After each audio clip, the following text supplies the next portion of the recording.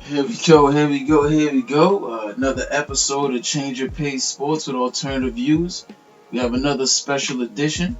Today we're going to be also continuing the conversation about how to fix the Knicks, the New York basketball Knicks. So in this special edition, we're going to talk about the current roster the Knicks have. In this special New York Knicks All-Season 101, Part 1, we're going to talk about what players we're going to keep and what players we're going to move on from. So we're going through the entire Knick roster currently right now. We're going to go through it by the salary, and we're going to start off with the person that has the highest salary on the Knicks, and that is Julius Randle. Julius Randle is 25 years old. He's a power forward. He's owed $18.9 million in the 2020 season. He's coming off a good year when he averaged 18 points and about 9 rebounds. Now, Julius Randle's a very good player. I do think that he has a bright future in the NBA. But for the Knicks, I think they need to move on from Julius Randle. So for my first player here, Julius Randle, we would say move on. Because Julius Randle, I think, he's a more mature player. I think he needs to be in a situation where he's probably the third option on a playoff team. And I think the Knicks right now are trying to rebuild and starting to start over with a new president. Julius Randle will probably get in the way of somebody like a RJ Barrett. And I think it's best for like a Julius Randle to take a role where he can be better used with another team. Moving on now to number 2. We also have power forward Bobby Portis. He's also 25 years old. He has a team option for this coming season at $15.75 million. Bobby Portis is a lot like Julius Randle. He's an offensive player. He's a very good shooter. Rebounds the ball well, brings a lot of good intensity. But I feel like at $15 million and possibly being more of a reserve role on this team, I think the Knicks should move on and not pick up that team option for next season. I would move on Bobby Portis. I like him as a player. I think he'd be better fit with a team like the Golden State Warriors next season. So let's go into number 3. We got Maurice Harkless, age 27. He's a small forward. Maurice was brought to the Knicks in a trade during the year. He's also from Queens, New York, so he's a native New Yorker. He's more of a two-way player, decent offense, more of a defender. He's been in the league for a while. I would actually say keep Maurice. I think he's a good player. I think he would actually fit whether in a reserve role or the starting lineup. I think he can actually fit with the Knicks. I think he could be a good piece to have going forward. So I would keep Mo Harkless. Moving on to number 4. We got Taj Gibson. He's a power forward, also plays the center sometimes. He's age 34. He has a team option also for 2020 season at $10.29 million. Now, Taj Gibson, I would also keep. The reason I would keep Taj Gibson because I think he's a good mentor. He was mentoring Mitchell Robinson, the Knicks' young center, last year. At 34, he's also played in a lot of playoff teams with the Chicago Bulls during his career. He's also played with the Bucks when he was in players. I think at this stage in his career, he's also from Brooklyn, New York. He's a native New Yorker. I think he can add a lot to the veteran. He'll be a good player to have here. He also still can contribute. He's a solid defender. Can space the floor. He can play well with any kind of group of players out there. So I would keep Taj Gibson. Moving on to number 5. We got Elfrid Payton, point guard, age 26. He's on a partially guaranteed deal for 2020 of $8 million. Now, Elfrid Payton is a very good young point guard. He's a two-way point guard, a very good passer, very good defender, has excellent hands. But I would move on Elfrid Payton. A lot like Julius Randle, I think Elfrid Payton at this point in his career will probably be better fit on a team that's more competing to be in the playoffs or postseason, where he's more or less a starter on a very good team. I think that's where Elfrid Payton probably should be. He should look to be on a different team, maybe even like the Chicago Bulls next season would be a nice place for Elfrid Payton. And that was number 5. So now moving on to number 6. We have RJ Barrett, age 19, shooting guard. Now, RJ Barrett is the Knicks' lottery pick, 3rd overall pick in the 2019 NBA draft. He's a big-time prospect. He looks like he might become one of the best young players in the league. He's definitely a keep. He's owed $8.2 million in the 2020 season. Most definitely, I think they're keeping it. I think he has the potential to be the franchise player here with the Knicks. Something like Patrick Ewing in the 90s, where they can build around him and he can lead them to deep playoff runs. Moving into number 7, we got Wayne Ellington, age 32. He's a shooting guard. Very good shooter. He has a team option for next season of $8.19 million. Wayne Ellington, I would actually move on from. Now, Wayne Ellington is an excellent shooter. Like, he spreads the floor. I would like to see somebody like him on the Knicks, but at $8 million, and the fact that the Knicks have a lot of wing players, and his age and the minutes he will probably take away from R.J. Barrett, or even like a Kevin Knox, I believe that it's best to move on from Wayne Ellington, allow him to go to a more playoff team. All right. Number 8, we got Frank Ntilikina, age 21, point guard. The French lottery pick, Phil Jackson's last lottery pick while he was the president of the Knicks. He's owed $6.17 million next season. I think he's definitely a keeper. I think Frank Ntilikina is one of those players like a Kawhi Leonard, like a Gary Payton. He has all the essentials to be a high-level contributor on any NBA team. So whether he's with the Knicks, whether it's with any of the other 29 teams in the NBA, Frank Ntilikina is one of those players. He has all the talent and all the physical features to make him a relevant NBA player. I think he actually fits very well with R.J. Barrett. They both speak French. They both have foreigner backgrounds. I think they will form an excellent backcourt together. So I think Frank Ntilikina is definitely a keeper. I think he has the potential to be one of the best defensive players in the league. Has the potential to be something like a Kawhi Leonard from the point guard position. That's just my opinion. Number 9, though, we have Dennis Smith Jr., age 22, also a point guard. He's owed $5.68 million in next season. He was actually drafted right behind Frank Ntilikina in the same draft. They both play the same position. Dennis Smith has struggled since he was traded for Kristaps Porzingis since he came here. I think Dennis Smith is a very athletic point guard. I think he needs the ball and he needs opportunity to show his skills. I don't think the Knicks is the right place for him. I think playing with the R.J. Barrett or playing with the Julius Randle, it took a lot away from what Dennis Smith could play and could be.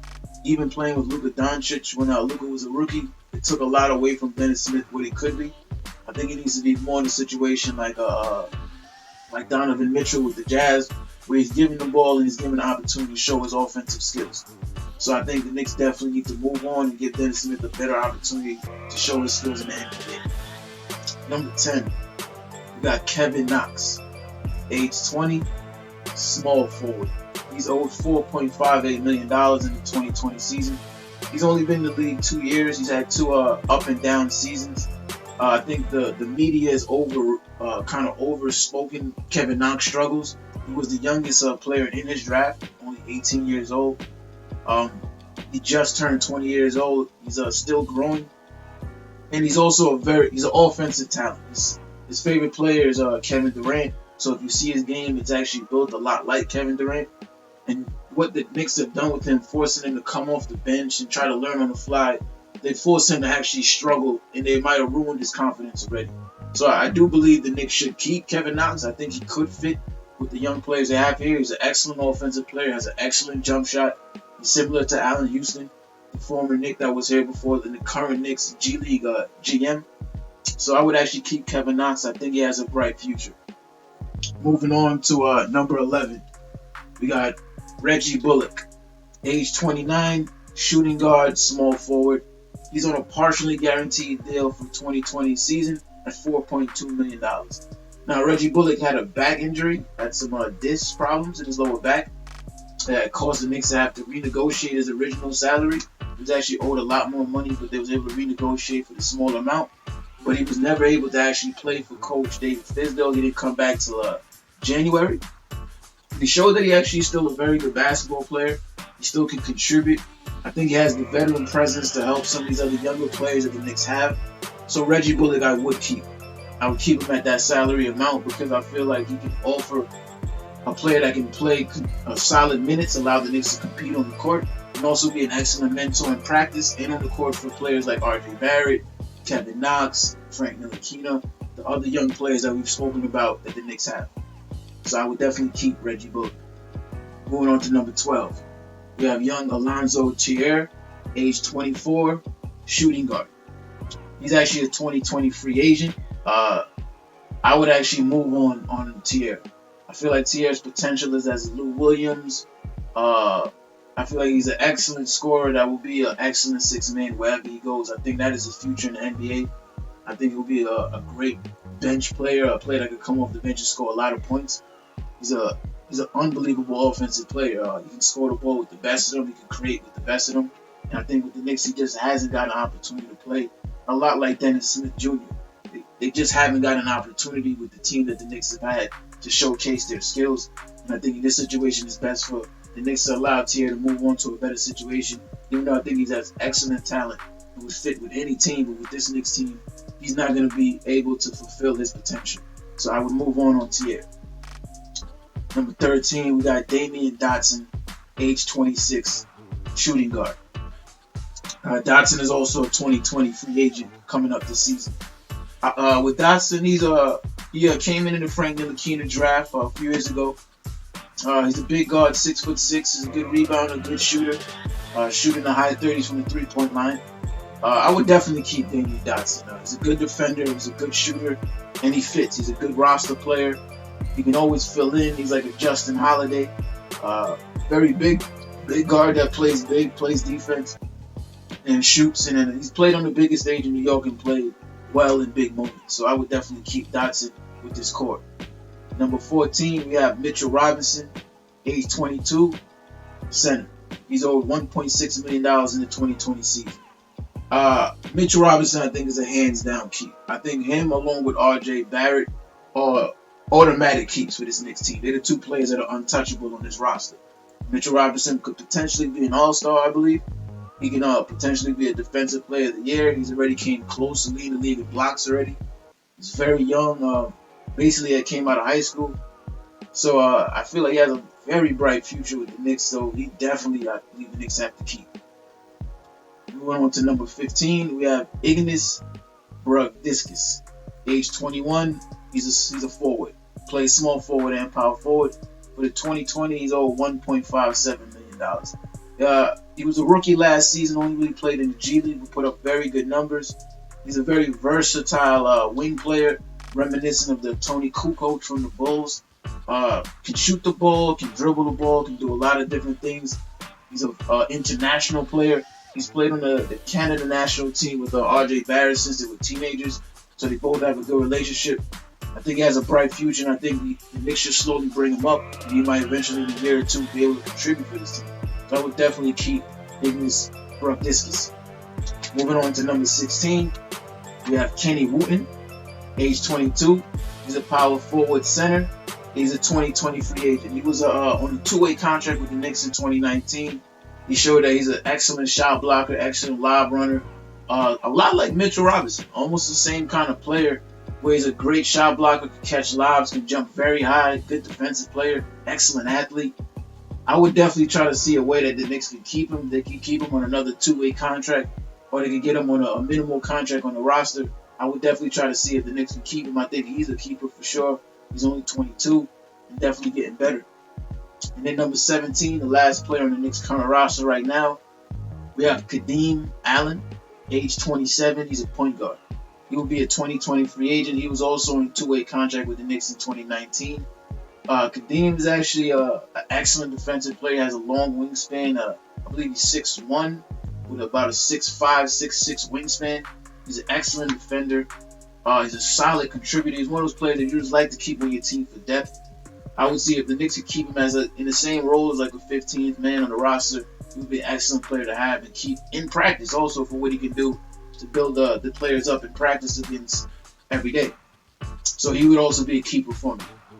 And that's those are my keeps and my moves on. So quickly go over all of them real quickly. Julius Randle, I would move on. Bobby Portis, I would move on. Mo Harkless, I would keep. Taj Gibson, I would keep. Alfred Payton, I would move on. R.J. Barrett is the most definite keep.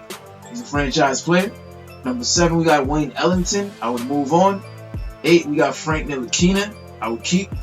9, we got Dennis Smith Jr. I would definitely move on. 10, we got Kevin Knox. It's a little mixed bag, but I would keep. 11, we got Reggie Bullock. I would keep. 12, we got Alonzo Tier.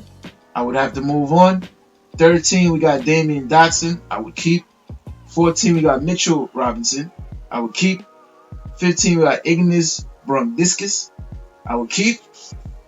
16, we got Kenny Wooten. I would keep. And 17, we got Kadeem Allen. I would keep. Now, to give you a quick overhaul of how I feel the Knicks should move, I feel the Knicks should move on for sure on Julius Randle, just because I feel RJ Barrett needs to take the throne as a franchise player. And I feel like they do need to move on Dennis Smith Jr. to allow, say, a Frank Ntilikina to be the point guard, or to be able to draft a LaMelo Ball or Cole Anthony out of the draft to be the future point guard. And the main keepers that I think the Knicks have to look at as keepers are RJ Barrett, the shooting guard, the young guard. I feel like he does have the potential to be one of the best players in the league, a top 10 player when he finds his full potential. I think he has the Kobe Bryant kind of potential.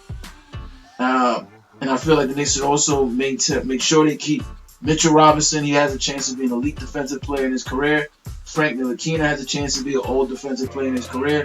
And I think Kevin Knox has a chance to be a very good offensive player in this league. So those 4 players specifically, I think the Knicks must keep. Those are players, those are the core that the Knicks should move on with. I'll say those names again. RJ Barrett, I believe, is the most keeping player. He's the franchise player. You have Mitchell Robinson. I feel he's a future top 5 center in this league, if not right now. Frank Ntilikina is a top 5 defensive player in this league, if not right now. And then you have Kevin Knox, who become an elite shooter, maybe something of a poor man's Klay Thompson if he reaches his full potential. And that's my part 1 of the New York Knicks 2020 offseason 101.